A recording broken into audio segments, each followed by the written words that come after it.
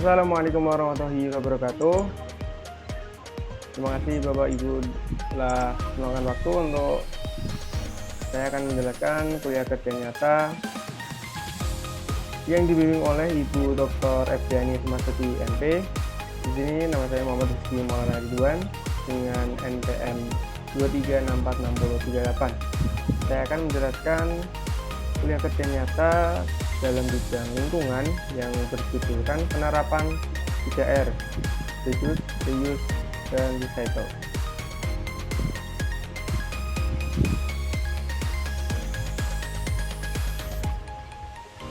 Reduce, reuse, dan recycle.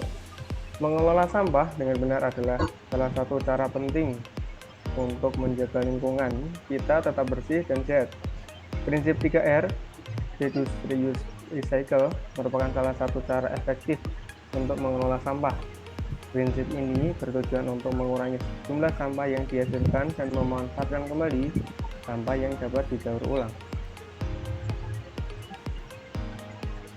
Yang pertama yaitu saya akan menjelaskan reduce. Reduce yaitu mengurangi produksi limbah dengan mengurangi penggunaan barang-barang sekali pakai atau mengambil langkah-langkah untuk mengurangi konsumsi sumber daya alam.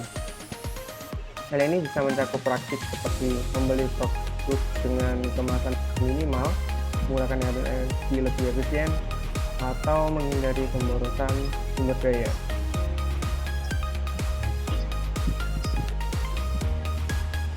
Reduce atau mengurangi yaitu berusaha mengurangi jumlah sampah yang dihasilkan. Hal ini dapat dilakukan dengan cara menghindari penggunaan barang-barang yang tidak diperlukan, seperti kantong plastik sekali pakai, botol air minum sekali pakai, dan kemasan makanan sekali pakai. Sebagai gantinya, dapat menggunakan kantong belanja yang dapat digunakan kembali, botol air minum yang dapat diisi ulang, dan kemasan makanan yang dapat digunakan kembali. Dengan mengurangi jumlah sampah yang dihasilkan, kita juga dapat mengurangi dampak negatif pada lingkungan. Berikut adalah contoh kegiatan dari reduce ini sendiri. Yang pertama, menggunakan produk dengan kemasan ramah lingkungan.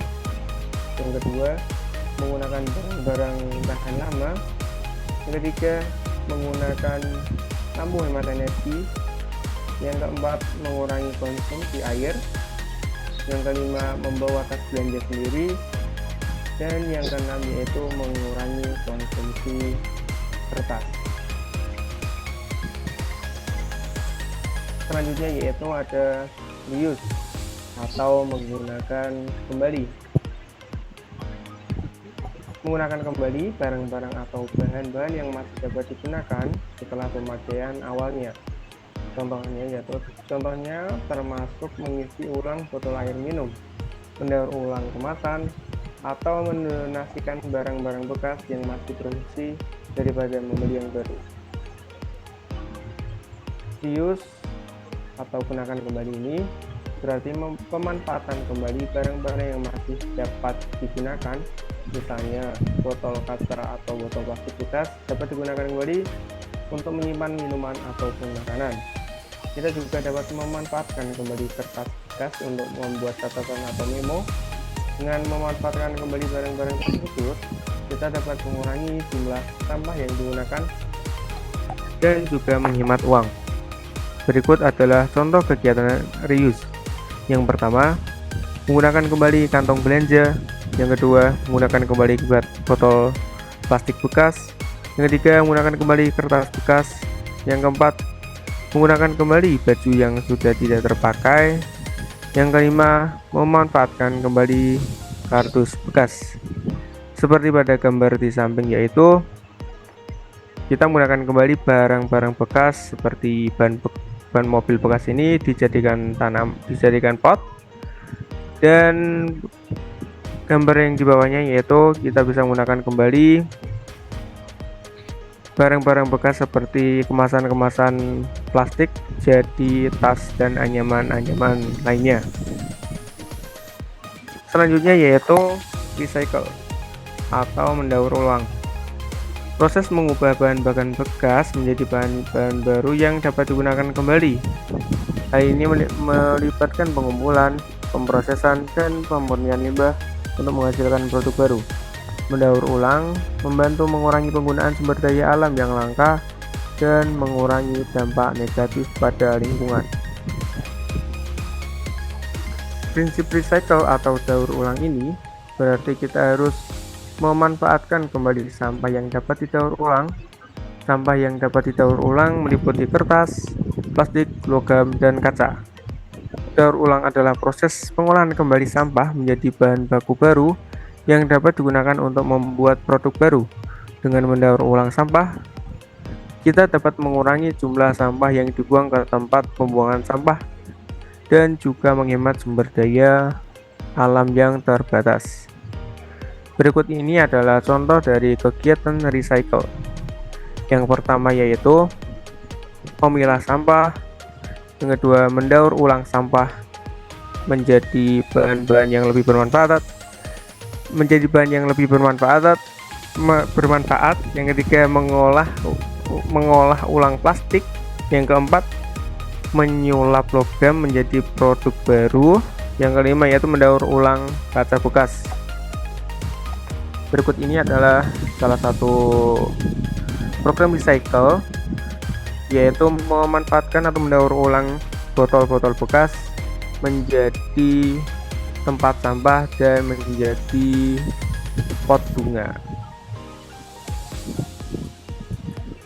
Selanjutnya ada tahapan 3R atau reduce, reuse, dan recycle ini. Reduce yaitu mengurangi, kita bisa mengurangi penggunaan kantong plastik untuk bisa dijadikan tas. Selanjutnya ada reuse, kita bisa menggunakan bahan-bahan atau produk yang lama. Dan yang terakhir itu ada recycle, mendaur ulang bahan-bahan bekas yang tidak terpakai. Setelah tahapan itu selesai, dan terakhir yaitu disposal, itu dibuang. Ini adalah contohnya reduce, yaitu mengurangi penggunaan air atau hemat air. Yang kedua ada reuse, bisa menggunakan kembali pakaian-pakaian kita dan tidak harus membeli yang baru. Dan yang terakhir yaitu recycle, bisa mendaur ulang botol air minum dan tidak menggunakan botol air minum sekali pakai. Terima kasih, itulah penjelasan dari penerapan 3R, reduce, reuse, dan recycle. Apabila Ibu atau Bapak ada pertanyaan, saya persilahkan. Mau bertanya, Kak? Iya, boleh. Dari Ibu siapa nih? Ibu Siti. Saya ingin bertanya, Siti, silakan ya. Kendala apa aja yang terjadi dalam pengolahan sampah? Terima kasih Bu Siti. Pengelolaan sampah. Kendala-kendala yang muncul dari pengolahan sampah, saya sebelumnya telah membaca jurnal dan artikel. Menurut lembaga AMPL, kendala-kendala yang dihadapi dalam pengolahan sampah mencakup yang pertama yaitu timbulan sampah makin besar. Yang pertama, jumlah populasi terus bertambah. Yang kedua, meningkatnya kemampuan ekonomi, produksi, dan konsumtivitas. Yang ketiga yaitu peran masyarakat dan dunia usaha sangat rendah dalam upaya meminimalisasi sampah. Yang kedua, kapasitas pelayanan terbatas, yaitu menjelaskannya paradigma lama pengelolaan sampah mengandalkan proses, yaitu kumpul angkut buang. Selanjutnya, prioritas pendanaan sangat rendah dan tidak sebanding dengan kebutuhan pelayanan. Dan selanjutnya yaitu kapasitas kelembagaan belum memadai, status kewenangan, perencanaan, pengawasan SDM, dan lain-lain. Selanjutnya, kinerja operasional pelayanan belum memenuhi standar pelayanan minimal. Dan yang ketiga dalam kendala-kendala pengelolaan sampah yaitu ada kapasitas masyarakat dan swasta sebagai mitra belum dibangun dan dikembangkan. Yang artinya yaitu perlu perhatian untuk sosialisasi, pembinaan, pendidikan, dan masyarakatnya sangat rendah, dan iklim dan birokrasi kemitraan belum kondusif dan menarik bagi swasta untuk berinvestasi.